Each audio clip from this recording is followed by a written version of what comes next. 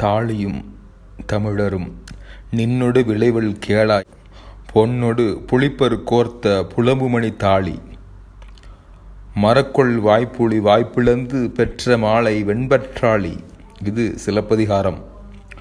புலிப்பற்றாளி புதல்வர் குறுந்தொகையில் தாள் என்பதையே தாடை, தாவா, தாவாங்கட்டை என்று பேச்சு தமிழில் கூறுவர். வாயின் கையடை பகுதியான கடவாய் கழுத்தோடு இணையும் உறுப்பு தாடையே, அதுதான் தாள் ஆகும். வெற்பு வீக்கம் வந்தால் தாளம்மை என்பர். அந்த தாள் கழுத்தில் இணையும் பகுதியில் மேற்கழுத்தில் கட்டப்படுவதால் தாலி எனப்பட்டது. வீரர்கள் புலியை கொன்று அதன் வாயில் பிடுங்கி வந்த பற்களை தனியாகவோ அல்லது பொன்னில் பதித்தோ எண்ணற்ற புலிப்பற்களை சரமாக கோர்த்தோ தம் திருமணம் செய்யும் பொழுது மனைவிக்கு கட்டுவர். அதுவே தாலி என பெயர் பெற்றது. இச்சொல்லும் செயலும் முற்றிலும் தமிழே.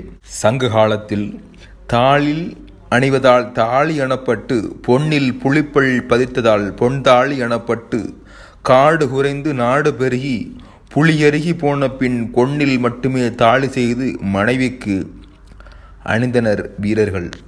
காலம் மாறியதும் பொன்னில்லாத ஏழைகள் மஞ்சள் கட்டி அணிந்தனர். அதுவே மஞ்சள் நாள் என்பது மஞ்சள் கல்யாணமாகி மஞ்சள் கல்யாணம் என்பதே மாங்கல்யம் என்றானது. மாங்கல்யம் மங்களமானது.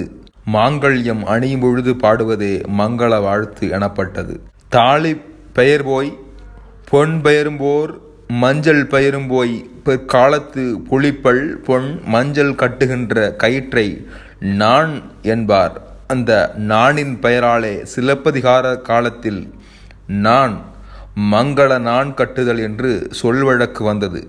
இப்படி கட்டுவதற்கென்று முறை சடங்கு அருந்ததி காட்டி தீயை 7 முறை வலம் வந்து மறையோதி திருமணம் கண்ணகி கோவலனுக்கு நடந்ததை சிலம்பில் இளங்கோவடிகள் காட்டியிருக்கிறார்.